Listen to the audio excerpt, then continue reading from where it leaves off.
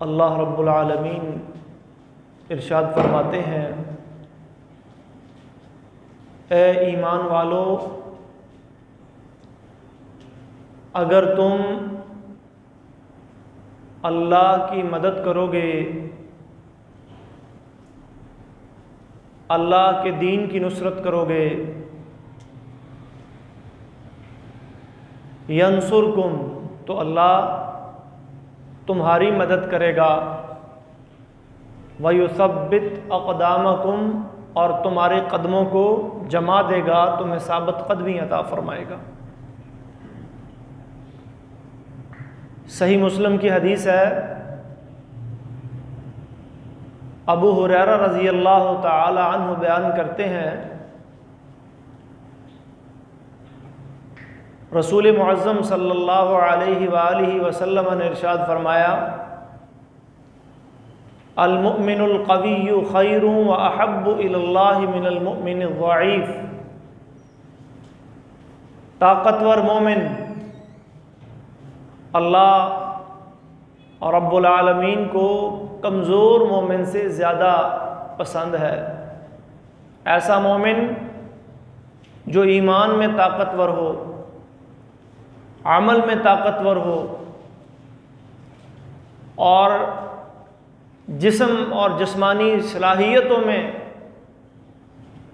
قوت و طاقت رکھتا ہو، اور اپنی اس قوت و طاقت کو وہ اللہ کے دین کے غلبے کے لیے، اس کی اشاعت کے لیے اور دین پر عمل کرنے کے لیے استعمال کرتا ہے، فرمایا ایسا مومن اللہ کے ہاں زیادہ بہتر ہے، وَأَحَبُّ، اور زیادہ محبوب ہے، من المؤمن الضعیف، کمزور مومن سے، جو ایمان و عمل میں اور جسم میں اور اللہ کے دین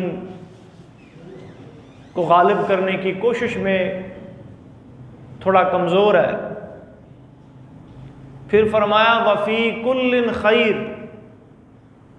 ایمان والا جو بھی ہے اللہ نے ہر ایک میں خیر بھلائی رکھی ہے۔ اور پھر ترغیب دے رہے ہیں اللہ کے نبی، احرص علی ما ینفعک، مومن کو اللہ یہ بات سمجھا رہے ہیں اللہ کے نبی کہ احرص، ہمیشہ اس چیز کا حرص رکھیں، طمع رکھیں، اس چیز کی امید دل میں پالیں، علی ما ینفعک، جو آپ کے لیے نفع بخش ہو، فائدہ مند ہو، بے فائدہ لا یعنی فضول بیکار اور بے مقصد چیزوں سے اجتناب کریں۔ وہ کوئی بات ہو، وہ کوئی کام ہو، اسلام اسے لغو کہتا ہے، والذین هم عن اللغو معرضون، فرمایا کامیاب لوگ لغو، بیہودہ فضول باتوں اور کاموں سے اعراض کرنے والے ہوتے ہیں۔ وَإِذَا مَرُّوا بِاللَّغْوِ مَرُّوا كِرَامًا، ایک دوسرے مقام پہ فرمایا جب وہ کسی لغو یعنی بیہودہ لا یعنی اور فضول کام کے قریب سے گزرتے ہیں تو باعزت طریقے سے گزر جاتے ہیں، اپنے آپ کو اس میں مشغول نہیں کرتے۔ اسلام کا مزاج ہے کہ وہ زندگی کو ایک مقصد دینا چاہتا ہے، وہ ایک ماٹو دینا چاہتا ہے کہ آپ نے ایک زندگی ایک مقصد کے تحت گزارنی ہے۔ احرص علی ما ینفعک، فرمایا اس چیز کا حرص رکھیں، اس چیز کی طمع رکھیں جو آپ کے لیے دنیا میں بھی فائدہ مند ہو اور آخرت میں بھی فائدہ مند ہو۔ اور پھر دل میں ایک امید پال لی، ایک شوق رکھ لیا، ایک طمع بنا لی، اس کے بعد کیا کرنا ہے؟ پھر کام پہ لگ جائیں۔ وَاسْتَعِنْ بِاللَّهِ، اور کام پہ لگنے کے ساتھ ساتھ اللہ سے مدد مانگو۔ إِيَّاكَ نَعْبُدُ وَإِيَّاكَ نَسْتَعِينُ، مدد مانگنی ہے پھر اللہ سے۔ وَلَا تَعْجَزْ، اور تیسری بات کیا ارشاد فرمائی اس حوالے سے کہ کبھی بھی اپنے آپ کو عاجز نہیں سمجھنا، عاجزی کا اظہار نہیں کرنا۔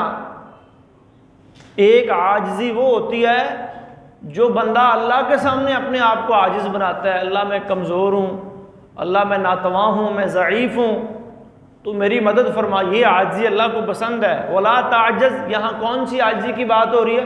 میں نہیں کر سکتا یہ کام، یہ نیکی والا کام مجھ سے نہیں ہوتا۔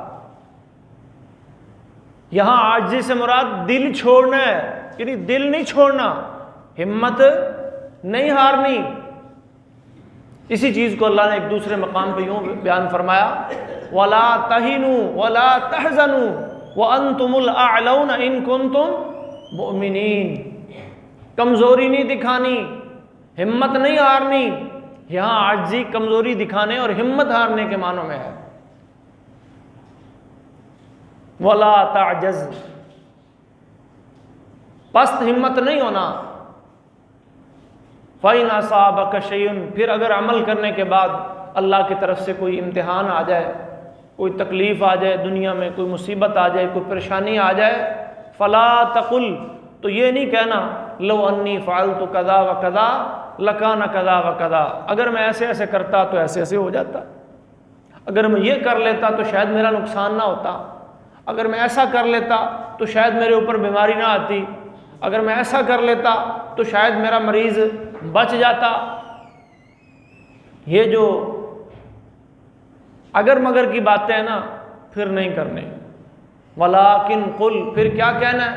فرمایا پھر تو یہ کہہ قدر اللہ، تقدیر اللہ نے بنائی ہے، وَمَا شَاءَ فَعَلَ، اور جو اس نے چاہا ہے کر دیا ہے۔ میرا کام تھا عمل کرنا، کوشش کرنا، وہ میں نے کی، لیکن تقدیر کے فیصلے اللہ رب العالمین کے پاس ہیں۔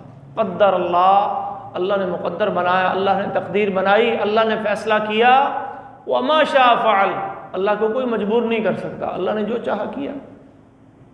فَإِنَّ لَوْ تَفْتَحُ عَمَلَ الشَّيْطَانِ، فرمائیے جو لو ہے نا، یہ اگر مگر کی بات جہاں سے شروع ہوتی ہے، یہ شیطان کا عمل یہاں سے شروع ہو جاتا ہے۔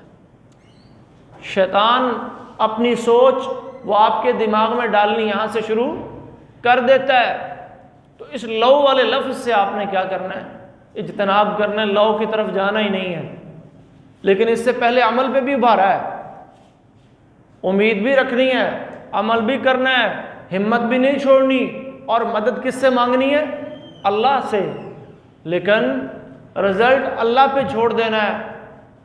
خدا نہ خواستہ اصابک شیء، کوئی مصیبت آ جائے، کوئی تکلیف آ جائے، کوئی حادثہ پیش آ جائے، پھر لو کی طرف نہیں جانا، پھر کیا کہنا ہے؟ قدر اللہ وما شاء فعل، اللہ نے تقدیر بنائی اور جو چاہا کر دیا۔ اسلام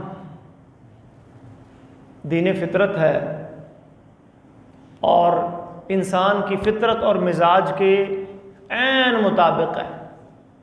قرآن مجید میں اللہ فرماتے ہیں فَأَقِمْ وَجْهَكَ لِلدِّينِ حَنِيفًا فِطْرَةَ اللَّهِ الَّتِي فَطَرَ النَّاسَ عَلَيْهَا، آپ اپنے چہرے کو قائم کریں دین کے لیے، حنیفہ، ایک طرف ہو کر، ایک اللہ کی طرف مائل ہو کر، یکسو ہو کر، فطرت اللہ، اللہ کی اس فطرت کے مطابق جس پر اللہ نے لوگوں کو پیدا کیا ہے۔ یہ باڈی، یہ انسان، یہ سٹرکچر، یہ پوری کائنات، اس کا خالق اللہ رب العالمین ہے۔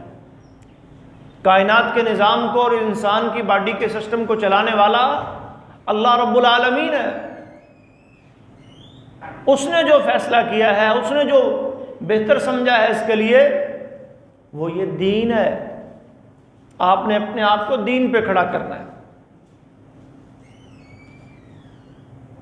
اور اللہ نے قرآن مجید میں یہ بھی بشارت دی ہے، یہ بھی وعدہ کیا اہل ایمان سے کہ اگر تم اللہ کے دین پر کھڑے ہونے والے بن جاؤ گے، اللہ کے دین کی نصرت کرنے والے بن جاؤ گے، اللہ کے دین کا دفاع کرنے والے بن جاؤ گے، تو پھر اللہ کی مدد اترے گی۔ ینصرکم، اللہ تمہاری مدد کرے گا۔ یثبت اقدامکم، اللہ تمہارے قدموں کو جما دے گا۔ اور سورہ حج میں فرمایا ان اللہ یدافع عن الذین آمنوا، اللہ پھر تمہارا دفاع کرے گا۔ اللہ دفاع کرتا ہے، کن کا دفاع کرتا ہے؟ ایمان والوں کا دفاع کرتا ہے۔ یدافع عن الذین آمنوا، تمہارا بچاؤ، تمہارا دفاع پھر اللہ رب العالمین خود کریں گے۔ ان اللہ لا يحب کل خوان کفور، لیکن اللہ خائن کو پسند نہیں کرتا، اللہ نا شکروں کو پسند نہیں کرتا، خیانت کرنے والے اور نا شکرے لوگوں کا اللہ دفاع نہیں کرتا۔ آج ملک پاکستان کا بھی یوم دفاع ہے۔ 6 ستمبر 1965 کو آپ جانتے ہیں کہ ہمارے ایک ازلی و ابدی دشمن ہندو نے ملک پاکستان پہ حملہ کیا اور اپنے ناپاک ارادوں کو پایہ تکمیل تک پہنچانے کے لیے اس نے اپنی پوری فوج اور پوری قوت و طاقت پاکستان کے خلاف لگا دی، لیکن اللہ کی نصرت اور مدد سے، اہل ایمان کے جذبے سے دشمن کو شکست فاس ہوئی۔ اس لیے اس دن کو پاکستان کی تاریخ میں یوم دفاع کے نام سے یاد کیا جاتا ہے۔ تو دفاع کے دن ہم کتاب و سنت کی روشنی میں، قرآن اور حدیث کی روشنی میں یہ جاننے اور سمجھنے کی کوشش کریں گے کہ ایک دفاع وہ ہے جو ہم کرتے ہیں اور ایک دفاع وہ ہے جو اللہ رب العالمین کرتا ہے۔ اللہ کن کا دفاع کرتا ہے اور ہمیں کن چیزوں کا دفاع کرنا ہے، کیونکہ یوم دفاع جب آتا ہے تو عام طور پر وطن کی بات آتی ہے، جی دفاع پاکستان اور وطن بچانا ہے اور وطن کے لیے قربانی دینی ہے اور وطن کا دفاع کرنا ہے۔ ٹھیک بات ہے، وہ ریاست، وہ وطن، وہ علاقہ، وہ خطہ جہاں آپ آباد ہیں، رہ رہے ہیں، اسلام کہتا ہے اس کا تحفظ، اس کی بقا اور اس کے دفاع کے لیے آپ کو کوششیں کرنی ہیں۔ نبی علیہ الصلوۃ والسلام کی سنت و سیرت سے بھی ہمیں یہی سبق ملتا ہے۔ ایک دفعہ مدینہ میں، صحیح بخاری میں حدیث آتی ہے، رات کے وقت شور اٹھ گیا کہ دشمن آ رہا ہے، فوجیں مدینے کے کنارے پہنچ کھڑی ہیں اور ابھی کے ابھی حملہ ہوا چاہتا ہے۔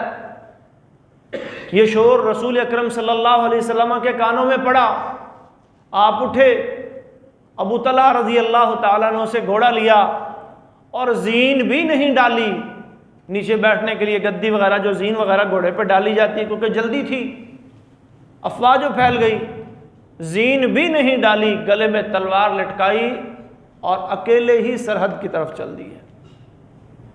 مدینہ کی سرحد کا لمبا ایک چکر کاٹ کے جب واپس آئے تو آگے سے صحابہ کرام وہ بھی اپنے گھوڑوں اونٹوں پہ سوار اس افواہ کی بنیاد پر سرحد کی طرف جا رہے ہیں، تو کیا دیکھتے ہیں کہ آگے سے اللہ کے رسول اکیلے ہی پوری باؤنڈری کا سرحد کا چکر لگا کے تشریف لا رہے ہیں اور کہہ رہے ہیں لم تراعو، لم تراعو، ڈرو مت، ڈرو مت، خوف کی کوئی بات نہیں ہے، میں سارا دیکھ آیا ہوں۔ ایسے ہی کسی نے افواہ پھیلائی تھی۔ نبی اکرم صلی اللہ علیہ وسلم نے جو مدینہ کی شکل میں ریاست مسلمانوں کو عطا فرمائی تھی، اسی کے تحفظ کے لیے، اسی کے دفاع کے لیے کفر اور اسلام کی پہلی جنگ جو لڑی گئی بدر کے مقام پہ لڑی، پھر احد لڑی، اور پھر تیسری بڑی لڑائی جس میں کفار بہت بڑا لشکر لے کے آ گئے تھے، جس کی عددی قوت کا مقابلہ کرنا ذرا مشکل نظر آ رہا تھا، تو پھر نبی اکرم صلی اللہ علیہ وسلم نے مدینہ کے ارد گرد خندق کھدوائی، کس لیے؟ اپنے وطن، اپنی ریاست، اپنے ملک کا دفاع کرنے کے لیے۔ قرآن میں بھی اللہ فرماتے ہیں یا ایھا الذین آمنوا اصبروا وصابروا ورابطوا واتقوا اللہ لعلکم تفلحون، ایمان والو صبر کرو، ثابت قدم رہو، ڈٹ جاؤ، اور رابطو، اپنے مورچوں پہ جمے رہو اسلام کی حفاظت کے لیے، مسلمانوں کے دفاع کے لیے اور ملک کی حفاظت کے لیے تم رابطو، ایک دوسرے کے ساتھ مل کر سیسا پلائی ہوئی دیوار بن کر دشمن کے خلاف کھڑے ہو جاؤ۔ اور احادیث میں نبی مکرم صلی اللہ علیہ وسلم نے رباط کے عمل کی بڑی فضیلت بیان فرمائی ہے۔ رباط یہی عمل ہے نا جی، کہ آپ سرحد پہ کھڑے ہیں اور اپنی ریاست کا، اپنے ملک کا، اہل ایمان کا، مسلمانوں کا دفاع کر رہے ہیں، پہرا دے رہے ہیں۔ فرمایا رباط یوم فی سبیل اللہ خیر من الدنیا وما فیہا، اگر اللہ کسی کو موقع دے دے، توفیق دے دے اور اسے ایک دن اللہ کے راستے میں رباط کی ذمہ داری مل جائے تو یہ اتنے بڑے اجر اور ثواب کی بات ہے کہ دنیا و ما فیہا سے بھی زیادہ بہتر ہے۔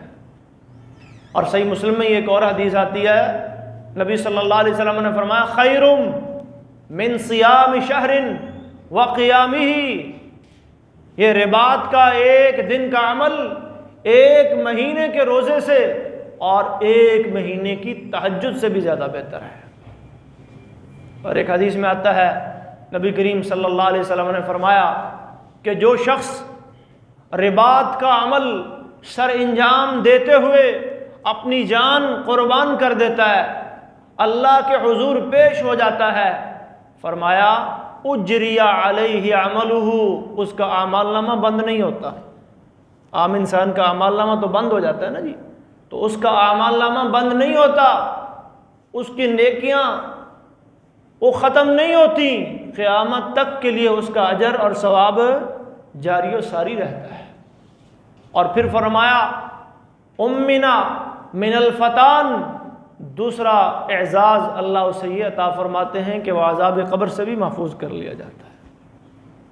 تو یہ بڑے اجر اور ثواب اور سعادت کی بات ہے، اور یہ مسلمانوں کا ایک فریضہ ہے کہ اپنے وطن، اپنے ملک اور اپنی ریاست کا دفاع کریں، اور نبی علیہ الصلوۃ والسلام کی سیرت اور آپ کی سنت اور صحابہ کا اسوہ، خلفائے راشدین کا طریقہ وہ ہمیں یہی بتاتا ہے کہ جس ملک اور ریاست میں ہم رہ رہے ہیں الحمدللہ یہ کلمے کی بنیاد پہ بنا، یہاں مسلمان اکثریت میں آباد ہیں، تو اس کا تحفظ، اس کا دفاع اور اس کے دفاع کے لیے کوششیں کرنا یہ ہم سب کی ذمہ داری ہے۔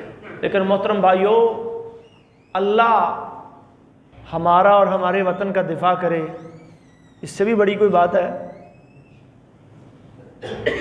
ایک دفاع تو وہ ہے نا جو ہم نے کرنا ہے، اور ایک دفاع وہ ہے جو اللہ رب العالمین کرنا شروع کر دے۔ تو اس سے بڑی سعادت کون سی ہوگی کہ اللہ ہماری جانوں کا بھی دفاع کر رہے ہیں، اللہ ہمارے وطن اور ملک کا بھی دفاع کر رہے ہیں، اللہ ہماری سرحدوں کی بھی حفاظت کر رہے ہیں۔ فرمایا ان اللہ یدافع عن الذین آمنوا، اللہ کن کا دفاع کرتے ہیں؟ ایمان والوں کا دفاع اللہ کرتے ہیں۔ تو آئیے دیکھیے کہ ایمان والے، ان کے بارے میں قرآن مجید میں اور نبی مکرم صلی اللہ علیہ وسلم نے احادیث صحیحہ کے اندر کیا بیان فرمایا ہے، اللہ ایمان والوں سے کیا چاہتے ہیں کہ ایمان والے کس چیز کی حفاظت کریں، تو پھر اللہ ایمان والوں کی حفاظت کرے گا۔ ہمیں بھی تو کچھ حفاظتیں کرنی ہے نا جی، کچھ ذمہ داریاں اللہ نے ہماری بھی لگائی ہیں کہ ان اشیاء کا دفاع تم کر لو، ان چیزوں کی حفاظت تم کر لو، اور تمہاری حفاظت تمہارا رب کرے گا۔ تو چند ایک چیزیں کتاب و سنت کی روشنی میں آپ کے سامنے رکھنا چاہوں گا۔ ان میں سے 5 چیزیں تو بڑی بنیادی حیثیت کی حامل ہیں، انہیں اہل علم نے مقاصد شریعت کا بھی نام دیا ہے۔ دنیا میں جتنی بھی شریعتیں آئی ہیں، جتنے بھی انبیاء تشریف لائے ہیں، دین سب کا ایک ہی رہا ہے، لیکن شریعتوں میں فرق آتا رہا ہے، دین میں فرق نہیں آیا، اصول ایمان کے یہی رہے ہیں، توحید، رسالت، ملائکہ، آسمانی کتابیں، آخرت، قضاء و قدر، یہ تمام انبیاء کی دعوت میں شامل رہے ہیں، اور ان میں ذرہ برابر بھی کسی نبی نے یہ نہیں کہا کہ عقیدے میں کوئی تبدیلی کی ہو، رسالت میں کوئی تبدیلی کی ہو، تمام انبیاء کا دین۔ بلکہ ایک حدیث آتی ہے، نبی مکرم صلی اللہ علیہ وسلم نے فرمایا الانبیاء اخوۃ من علات، انبیاء کی مثال ایسے ہے جیسے علاتی بھائی ہوتے ہیں۔ علاتی بھائی عربی میں ان بہن بھائیوں کو کہتے ہیں، فرمایا ابوہم واحد، جن کا باپ ایک ہے، وامہاتہم شتیٰ، اور ان کی مائیں الگ الگ ہیں، تو ان بہن بھائیوں کو آپس میں علاتی بہن بھائی کہا جاتا ہے۔ تو انبیاء کرام علیہم السلام علاتی بھائی ہیں، ان کی بنیاد، ان کا دین وہ ایک ہے، وامہاتہم شتیٰ، لیکن ان کی مائیں یعنی ان کی شریعتیں وہ کیا ہیں؟ وہ الگ الگ ہیں۔ لِكُلٍّ جَعَلْنَا مِنْكُمْ شِرْعَةً وَمِنْهَاجًا، ایک مقام پہ اللہ نے قرآن میں بھی فرمایا ہر ایک کے لیے ہم نے الگ شریعت اور الگ راستہ جو ہے وہ بنایا ہے۔ تو ہمیں بنیادی طور پر جن 5 چیزوں کی حفاظت کرنی ہے انہیں مقاصد شریعت کہا جاتا ہے۔ جتنی بھی شریعتیں آسمان سے آئی ہیں، ان تمام شریعتوں کے پیچھے یہ 5 مقاصد موجود تھے کہ ان 5 مقاصد کی تکمیل کرنی ہے۔ ان کو ضروریات خمسہ بھی کہا جاتا ہے، یعنی یہ 5 ضروری چیزیں ہیں، یہ 5 بنیادی چیزیں ہیں جس پہ ہم نے کوئی کمپرومائز نہیں کرنا، ہم نے ان کا دفاع کرنا ہے، ہم نے ان کی حفاظت کرنی ہے، اور ہم نے ان کے لیے سر توڑ کوشش کرنی ہے، اور اپنا تن من دھن جس طرح باقی چیزوں کے لیے لگاتے ہیں ان 5 چیزوں کی حفاظت کے لیے لگا دینا ہے، اور اپنے آپ کو قربان کرنے کی کوشش کرنی ان 5 چیزوں کے لیے۔ وہ 5 چیزیں کیا ہیں؟ ان میں سب سے پہلی چیز ہے محترم بھائیوں، دین، ایمان، عقیدہ۔ یہ اللہ کی دی ہوئی نعمتوں میں سے ہمارے پاس سب سے عظیم اور بڑی نعمت ہے۔ اس نعمت کا مقابلہ کائنات کی کوئی اور نعمت نہیں کر سکتی۔ مَن یُرِدِ اللَّهُ بِهِ خَیْرًا یُفَقِّهُ فِی الدِّین، صحیح بخاری کی حدیث ہے، نبی علیہ الصلوۃ والسلام فرماتے ہیں کہ جس بندے کو اللہ نے دین کی سمجھ عطا فرما دی، سمجھو اللہ نے اس کے ساتھ بھلائی اور خیر کا ارادہ کر لیا ہے۔ خیرکم من تعلم القرآن وعلمہ، یہ دنیا کا بہترین انسان ہے جس کو اللہ نے قرآن کے ساتھ جوڑ دیا، جو قرآن سیکھنے اور سکھانے، پڑھنے اور پڑھانے کے اندر مشغول ہو گیا، تو یہ دنیا کا بہترین انسان ہے۔ ان اللہ یعطی الدنیا من یحبہ ومن لا یحبہ ولا یعطی الدین الا لمن یحبہ۔ دین اللہ اپنے محبوب اور پسندیدہ افراد کو ہی دیتے ہیں، دنیا تو اللہ ہر کسی کو دے دیتے ہیں نا۔ تو دین کتنی بڑی نعمت ہے، اور اس کو یوں بھی سمجھیے کہ اللہ نے انسان کو 2 چیزوں کا مجموعہ بنایا ہے۔ انسان کی باڈی اور جسم، اس میں 2 چیزیں ہیں بنیادی طور پر، ایک مادہ ہے اور ایک روح ہے۔ یہ جسم ہمارا مادہ ہے، میٹیریل ہے، یہ مٹی سے بنا ہے، مٹی کے بعد پھر پانی کے قطرے سے یہ وجود میں آیا، اور مادے کو فنا ہے، مادہ ختم ہو جائے گا، مادے کی زندگی عارضی ہے۔ اس مادے کی ضروریات اللہ تبارک و تعالیٰ نے دنیا میں پھیلائی ہیں، بنائی ہیں، بہت سی ہیں اس کی ضروریات۔ فرمایا هو الذی جعل لکم الارض ذلولا فامشوا فی مناکبہا وکلوا من رزقہ، چلو پھرو، اللہ کا فضل تلاش کرو، روزی ڈھونڈو اور کھاؤ اور پیو، یہ روزی تمہاری میں نے کائنات میں اس مادے کی تمام ضروریات وہ رکھ دی ہیں، کھانا ہے، پینا ہے، لباس ہے، رہائش ہے، مکان ہے، یہ تم نے اس دنیا میں چل پھر کے، ڈھونڈ کے، محنت کر کے اپنے لیے یہ ساری ضروریات پیدا کرنی۔ دوسری چیز ہے روح۔ روح کی بھی کچھ ضرورتیں ہیں، روح کے بھی کچھ تقاضے ہیں۔ یہ روح کو بنانے والا خالق کہہ رہا ہے اور روح کی ضرورت کیا ہے؟ ہدایت، دین، ایمان۔ فرمایا فَإِمَّا يَأْتِيَنَّكُم مِّنِّي هُدًى، اس کی ضرورت بھی میں پوری کروں گا۔ یہ دنیا میں تمہیں ڈھونڈ کے نہیں ملے گی، یہ تم اپنی عقل سے تلاش نہیں کر سکتے، یہ تم سائنس اور ٹیکنالوجی کے ذریعے اس کو نہیں پا سکتے۔ اس کو پانا ہے تو پھر علوم آسمانی کی طرف تمہیں رجوع کرنا ہوگا، یہ میری طرف سے آئے گی۔ فَإِمَّا يَأْتِيَنَّكُم مِّنِّي هُدًى، میری طرف سے جو ہدایت آئے گی، فَمَن تَبِعَ هُدَايَ فَلَا خَوْفٌ عَلَيْهِمْ وَلَا هُمْ يَحْزَنُونَ، تو جو میری بھیجی ہوئی ہدایت کی اتباع اور پیروی کریں گے، ان کے لیے نہ کوئی ڈر ہوگا، ان کے لیے نہ کوئی غم ہوگا۔ دوسرے مقام پہ فرمایا فَمَن تَبِعَ هُدَايَ فَلَا يَضِلُّ وَلَا يَشْقَى، میری ہدایت کی پیروی کرنے والا نہ کبھی بھٹکے گا، نہ کبھی گمراہ ہوگا، اور نہ ہی کبھی بدبختی کا شکار ہوگا۔ تو ہدایت کدھر سے آئے گی؟ اللہ رب العالمین کی طرف سے آئے گی۔ اسی لیے اللہ تبارک و تعالیٰ نے فرمایا فَاسْتَمْسِكْ بِالَّذِي أُوحِيَ إِلَيْكَ، اے نبی آپ مضبوطی سے اس چیز کو تھام لیں جو آپ کی طرف وحی کی گئی۔ تو دین، اس کا تحفظ، اپنے عقیدے کا تحفظ، اپنے عقیدے کا دفاع، اپنی عبادات کا تحفظ، نماز کا، روزے کا، حج و زکوٰۃ کا، صدقہ و خیرات کا، جو عبادات اللہ تبارک و تعالیٰ نے ہمیں دیے ہیں، جو معاملات دین کے اندر طریقہ کار بتائے ہیں، یہ پورے کے پورے دین کا ہم نے کیا کرنا ہے جی؟ تحفظ کرنا ہے، حفاظت کرنی ہے۔ اور یہ دین کا تحفظ کیسے ہوگا، دین کی حفاظت کیسے ہوگی؟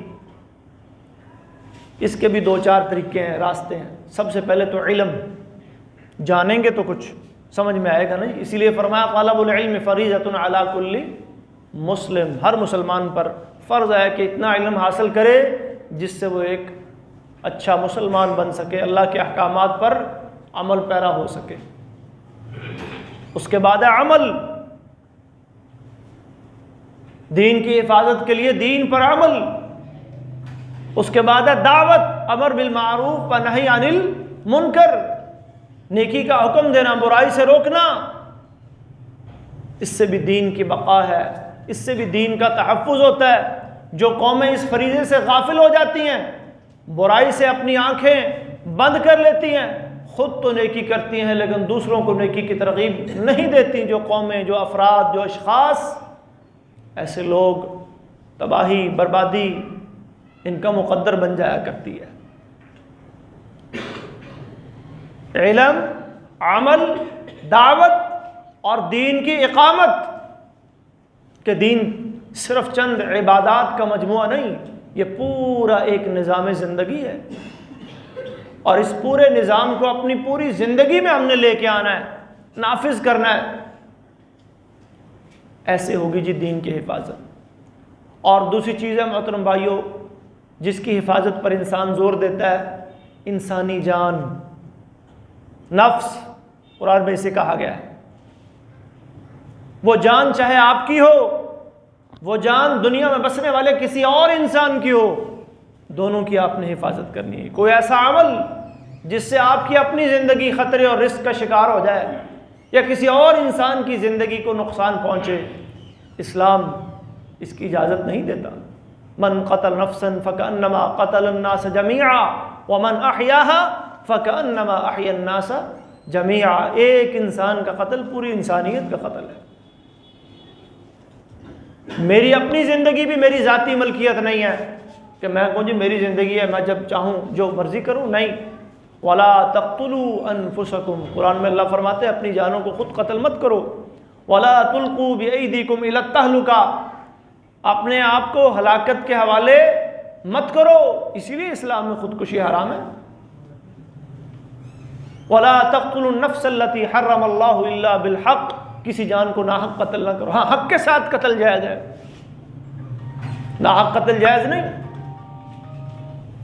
من قتل مؤمنا متعمدا، جس نے ناحق کسی مومن کو قتل کیا، جان بوجھ کر کیا، فجزاؤہ جہنم خالدا فیہا وغضب اللہ علیہ ولعنہ، وَأَعَدَّ لَهُ جَهَنَّمَ، کتنی سخت وعیدیں ہیں قرآن مجید میں. لَزَوَالُ الدُّنْيَا أَهْوَلُ عَلَى اللَّهِ مِنْ قَتْلِ رَجُلٍ مُسْلِمٍ. اللہ کے نبی فرماتے ایک مسلمان کا ناحق قتل اللہ کے ہاں پوری دنیا کے تباہ ہو جانے سے بھی بڑا جرم ہے. بڑی بات ہے، یہ چھوٹی بات نہیں ہے، بہت بڑی بات ہے، بہت بڑا جرم ہے. تو اس کے لیے اسلام نے قصاص کے ضابطے دیے، اس کے لیے اسلام نے دیت کے ضابطے دیے، اسی لیے اسلام نے حدود رکھی، سزائیں رکھی جو انسان کو قابو میں رکھتی ہیں کہ ہم اپنی زندگیوں کی بھی حفاظت کریں اور ہمارے ہاتھوں کسی اور کی زندگی کو بھی نقصان نہ پہنچے. تیسری چیز جس کی حفاظت ضروری ہے وہ ہے جی انسان کی عزت، انسان کی نسل، جس سے انسانیت کی بقا اللہ رب العالمین نے رکھی ہے، جس سے نسل انسانی آگے بڑھتی ہے. اپنے نسب اور نسل کا تحفظ، اپنی عزت اور عفت کا تحفظ، اسلام اس میں بھی بڑا زور دیتا ہے. والذین هم لفروجہم حافظون. سورہ مومنون میں اللہ نے کامیاب لوگوں کے بارے میں کیا فرمایا؟ یہ کون ہیں؟ جو اپنی شرمگاہوں کی حفاظت کرنے والے ہیں. ولا تقربوا الفواحش. ایک جگہ فرمایا یہ بے حیائی والے کام ان کے قریب مت جاؤ. کہیں فرمایا ولا تقربوا الزنا انہ کان فاحشہ وساء سبیلا. یہ بدکاری کے قریب مت جاؤ، یہ بڑی بے حیائی ہے، یہ بہت برا راستہ ہے. اور اس کے تحفظ کے لیے، اس کے دفاع کے لیے، اس کی حفاظت کے لیے اسلام نے ہمیں کچھ راستے بتائے ہیں. ایک راستہ وہ کیا ہے کہ اپنی نگاہ کو جھکا کے رکھے. قل للمؤمنین یغضوا من ابصارهم ويحفظوا فروجهم وقل للمؤمنات یغضضن من ابصارهن ويحفظن فروجهن. مومن مرد بھی، مومن عورتیں بھی اپنی نگاہیں جھکائیں، پست رکھیں. حجاب کے احکام اللہ نے دیے. استیزان، اجازت کے مسائل سورہ نور کے اندر یا ایھا الذین آمنوا لا تدخلوا بیوتا غیر بیوتکم حتی تستأنسوا. جب تک اجازت نہ لے لو کسی کے گھر میں، کسی کی نجی پرائیویٹ پرسنل لائف میں، تمہیں جانے کا، مداخلت کرنے کا کوئی حق نہیں. گھر جانا ہے اجازت لو، پوچھو آئیں یا نہ آئیں. ذالکم خیر لکم ان کنتم تعلمون. اسی کے لیے اللہ نے یہ عائلی زندگی، یہ خاندانی زندگی، یہ نکاح کے احکام دیے. یا معشر الشباب من استطاع منکم الباءۃ فلیتزوج. اپنی نسلوں، اپنے نسب کی حفاظت چاہتے ہو تو اے نوجوانوں جن کے اندر طاقت ہے، جنہیں اللہ نے مالی اور جسمانی طاقت دی ہے، وقت پہ نکاح کرو. فإنہ اغض للبصر. اس سے نگاہیں بھی محفوظ ہو جاتی ہیں. وأحسن للفرج. اس سے شرمگاہیں بھی محفوظ ہو جاتی ہیں. اور باقاعدہ اسلام نے پھر اپنی حد اور اپنی لائن جو کراس کرتے ہیں افراد، ان کے لیے سزائیں مقرر کی ہیں. غیر شادی شدہ اگر زنا کرتا ہے اس کی سزا کیا ہے؟ اسے 100 کوڑے مارے جائیں، اسے 1 سال کے لیے قید یا جلاوطنی کی سزا دی جائے. خدا نہ خواستہ شادی شدہ سے ہی جرم ہو جاتا ہے، اس کی سزا تو سزائے موت ہے، رجم ہے، سنسار کرنا ہے. یہ ہم جنس پرستی، یہ بدفعلی، یہ قوم لوط والا عمل، یہ بھی یورپ سے اور مغربی معاشرے سے ایک بیماری آئی اور ہماری قوم میں یہ بیماری عام ہوتی. اس کی بھی اسلام میں بڑی سخت سزا ہے. مَن وَجَدتُّمُوهُ يَعْمَلُ عَمَلَ قَوْمِ لُوطٍ فَاقْتُلُوا الْفَاعِلَ وَالْمَفْعُولَ. اس کی سزا بھی موت ہے. اس میں شادی شدہ غیر شادی شدہ کا کوئی فرق نہیں ہے، وہ زنا میں رکھا ہے. یہ بھی بڑی خطرناک قسم کی ایک بیماری ہے. اس کے بارے میں نبی علیہ الصلوۃ والسلام نے خبردار کیا تھا، پیشگوئی فرمائی تھی. ان اخوف ما اخاف علی امتی عمل قوم لوط. مجھے اپنی امت پر جس برائی کا، جس اخلاقی برائی کا سب سے زیادہ ڈر ہے کہ کہیں میری امت قوم لوط والے عمل میں ملوث نہ ہو جائے، اس عمل کا شکار نہ ہو جائے.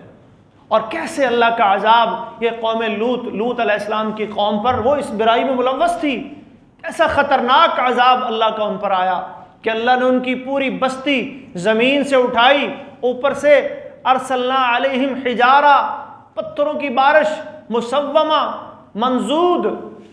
یہ مختلف قرآن کے انداز ہیں، اسلوب ہیں جو بیان کیا اللہ نے قرآن میں۔ پتھر آ رہے ہیں آسمان سے بڑے بڑے، بارش ہو رہی ہے، پھر ان کی بستی کو اللہ نے زمین سے اٹھایا، اوپر لے گیا، اور پھر بستی اللہ نے پوری کی پوری ان کی الٹ دی۔ واپس جب آئی تو نیچے والی سائڈ اوپر اور اوپر والی سائڈ نیچے، پوری بستی اللہ نے، پوری قوم تباہ جو اس بدفعلی والے، اس ہم جنس پرستی والے جرم میں ملوث تھی۔ ایسی خطرناک اللہ نے سزا دی اس قوم کو۔ تو عزت کی حفاظت کے لیے جو ضابطے اسلام دیتا ہے نا جی، اس کو معمولی مت سمجھیں، اسے نظر انداز مت کریں۔ اور چوتھی چیز ہے اپنی عقل کی حفاظت، یہ بھی بہت ضروری ہے۔ یہ عقل جو قوت و فکر کا سرچشمہ ہے، جس کے بارے میں اللہ نے قرآن مجید میں جگہ جگہ فرمایا افلا تتفکرون، غور کیوں نہیں کرتے، فکر کیوں نہیں کرتے، افلا تعقلون، سمجھتے کیوں نہیں ہو، سمجھتے نہیں ہو، افلا یتدبرون القرآن ام علی قلوب اقفالها، دلوں پہ تالے پڑے ہیں، قرآن پہ غور کیوں نہیں کرتے۔ تو یہ تدبر اور تفکر کے لیے جو اللہ نے انسان کو عقل عطا کی ہے، اس کی حفاظت بھی بہت ضروری ہے۔ اور اس کی حفاظت کے لیے کیا کرنا ہے؟ اپنے آپ کو یہ جتنی بھی چیزیں عقل کو خراب کرنے والی ہیں، عقل کو لے جانے والی ہیں، کمزور کرنے والی ہیں، یہ جتنے بھی نشے ہیں، یہ سگریٹ، یہ پان، یہ بیڑا، اور یہ منشیات، اور یہ مسکرات اور مخدرات اور مفترات، پتہ نہیں کتنی ان کی ورائٹیز اب دنیا میں متعارف ہو چکی ہیں۔ اللہ کے نبی کے دور میں تو خمر ہوتی تھی، شراب ہوتی تھی، اس کی حرمت کا حکم آیا، انما الخمر والمیسر والانصاب والازلام رجس، یہ ناپاک چیزیں ہیں، من عمل الشیطان، من شرب الخمر، جس نے شراب پی، ثم لم یتب منہا، پھر توبہ نہ کی، جنت کی شراب نہیں پی سکے گا، محروم رہے گا۔ لعن اللہ، یہ وہ گناہ ہے جس کے بارے میں اللہ نے 10 افراد پر لعنت بھیجی ہے، 10 افراد۔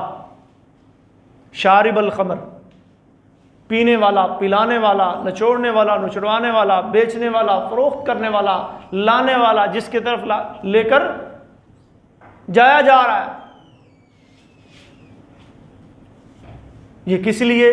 ہماری عقلیں، ہمارے دماغ، ہماری سوچیں، یہ چیزیں پھر انسان کی عقل کو معاف کرتی ہیں، خراب کرتی ہیں، عقل کی حفاظت کے لیے۔ اور چوتھی چیز ہے، 5ویں چیز ہے محترم بھائیوں، مال، یہ بھی اللہ کی ایک نعمت ہے۔ وَلَا تُؤْتُوا السُّفَهَاءَ أَمْوَالَكُمُ الَّتِي جَعَلَ اللَّهُ لَكُمْ قِيَامًا، اللہ فرماتے ہیں سورہ نساء کے اندر کہ یہ جو اپنے مال ہے نا، یہ بے وقوفوں کے ہاتھوں میں مت دو۔ یہ مال اللہ کی نعمتوں میں سے ایک نعمت ہے، اللہ نے اس مال کو تمہاری زندگی کے قیام کا ذریعہ بنایا ہے، یہ اللہ کا ایک امتحان ہے۔ یہ اللہ مال دے دے تو بھی امتحان ہے، نہ دے تو بھی امتحان ہے، اور دینے والا امتحان ہے جو زیادہ سخت ہے۔ اللہ مال دے دیتا ہے نا جی، تو پھر اللہ زیادہ سخت امتحان لیتا ہے کہ مال اب اس کو دے دیا، نعمت دے دی ہے، اب دیکھو میرا بندہ کیا کرتا ہے۔ نہا عن قیل وقال وکثرت السؤال واضاعۃ المال، صحیح مسلم کی حدیث ہے، اللہ کے نبی فرماتے ہیں یہ جو مال کا ضیاع ہے نا، اس سے اللہ کے نبی نے ناپسند کیا، منع فرمایا، کرہ لکم، ناپسند کیا، نہا کے الفاظ بھی آتے ہیں۔ اور اس کے بارے میں اللہ رب العالمین نے قیامت والے دن 2 سوال کرنے ہیں، من این اخذ وفیما انفقا، بندے بتا لیا کہاں سے تھا اور خرچ کہاں پہ کیا ہے۔ تو اس کی حفاظت بھی ہمیں کرنی ہے۔ اور ایک حفاظت کا طریقہ تو اللہ قرآن مجید میں خود بتا رہے ہیں نا جی، وَلَا تُؤْتُوا السُّفَهَاءَ، یعنی سمجھدار، حَتَّى إِذَا آنَسْتُم مِّنْهُمْ رُشْدًا فَادْفَعُوا إِلَيْهِمْ أَمْوَالَهُمْ، عقل، بلوغت اور رشد والے افراد کو یہ مالی تصرف کے معاملات جو ہیں وہ سپرد کرنے چاہیے۔ سفہاء کے ہاتھ میں یہ ذمہ داری نہیں، بے وقوفوں کے ہاتھ میں جو صحیح تصرف نہیں کرتے ان کو نہیں دینی چاہیے۔ دوسرا، اسراف سے اللہ نے منع کیا، کلوا واشربوا ولا تسرفوا، اسراف کی طرف نہیں جانا، تبذیر سے روکا، ان المبذرین کانوا اخوان الشیاطین، مبذر کون ہوتے ہیں؟ یہ شیاطین کے بھائی ہیں۔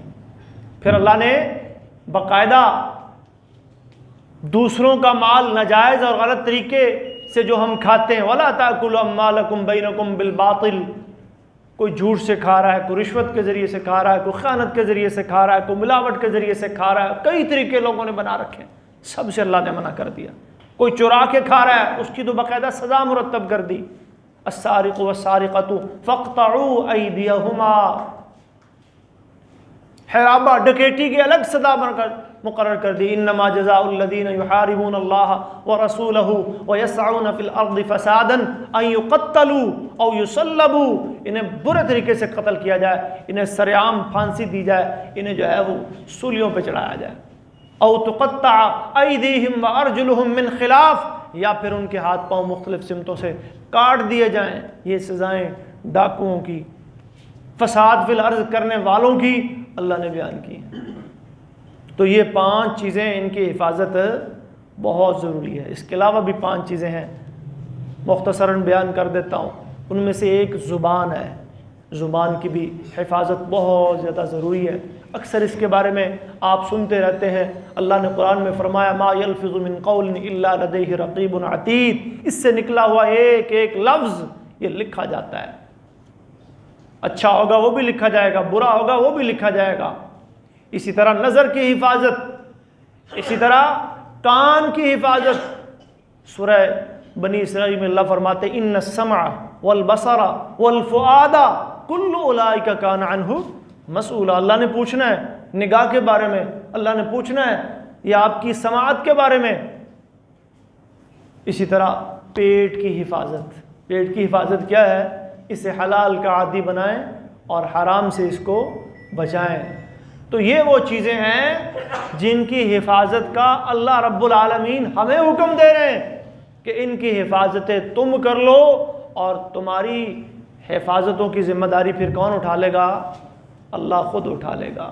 ان اللہ یدافع عن الذین آمنوا، اللہ ہماری حفاظتیں بھی فرمائے، ہمارے گھروں کی، ہمارے اموال کی حفاظتیں بھی فرمائے، اللہ ہمارے ملک کی، مسلمانوں کے مالک کی اللہ حفاظتیں فرمائے، اور سب سے بڑھ کر اللہ ہمیں اپنا دین محفوظ کرنے کی توفیق عطا فرمائے، کیونکہ یہ سب سے بڑی دولت ہے۔